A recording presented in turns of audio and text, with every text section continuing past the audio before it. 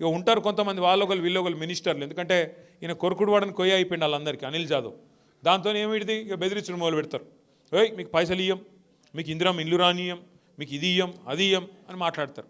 మీరు ఒకటి యాద పెట్టుకోండి, గెలిచిన సర్పంచులు, ఉప సర్పంచులు, వార్డు సభ్యులు మీకు ఎవరు మెహర్బాన్ చేస్తలేరు. మీకు వచ్చే పైసలు, మీకు ప్రభుత్వం నుంచి వచ్చే పైసలు, కేంద్ర ప్రభుత్వం నుంచి కానీ రాష్ట్ర ప్రభుత్వం నుంచి వచ్చే పైసలు కానీ ఎవ్వల మెహర్బానీతో వస్తలేవు. ఆ పైసలు ఏవైతున్నాయో బ్రహ్మాండంగా డాక్టర్ బాబాసాహెబ్ అంబేద్కర్ రాసిన రాజ్యాంగం ఆధారంగా మీకు వస్తున్నాయి తప్ప ఎవరి మెహర్బానీ కాదు.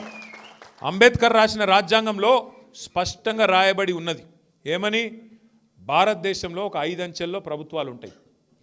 పైన కేంద్ర ప్రభుత్వం ఉంటుంది, దానిలో ఎంపీలు, అక్కడ ఉండే కేంద్ర మంత్రులు, ప్రధానమంత్రి వాళ్ళు ఆడుంటారు. కిందికి వస్తే రాష్ట్రంలో రాష్ట్ర ప్రభుత్వం ఉంటుంది, ముఖ్యమంత్రి, మంత్రులు, ఎమ్మెల్యేలు, ఎమ్మెల్సీలు, రాష్ట్రం. కొద్ది కిందికి వస్తే జిల్లా పరిషత్ ఉంటుంది, జెడ్పీటీసీలు, జిల్లా చైర్మన్ గారు అక్కడ ఉంటుంది.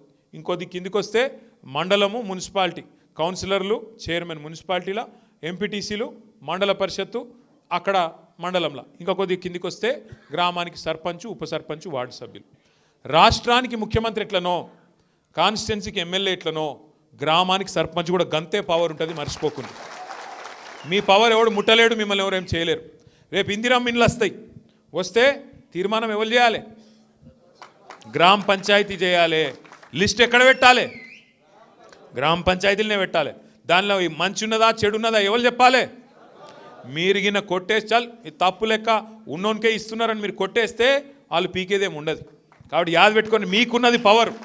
నిన్నటిదాకంటే వాళ్ళు ఆట ఆడింది సాగింది, ఎందుకు వాళ్ళకి సెక్రటరీలతో నడిపించుకున్నారు. ఇప్పుడు అట్లా ఉండదు. సర్పంచు, ఉప సర్పంచు, వార్డు సభ్యులు మీరు గట్టిగా నిలబడితే ఏ ప్రభుత్వం ఏం చేయలేదు, కేంద్ర ప్రభుత్వం ఏం చేయలేదు, రాష్ట్ర ప్రభుత్వం ఏం చేయలేదు.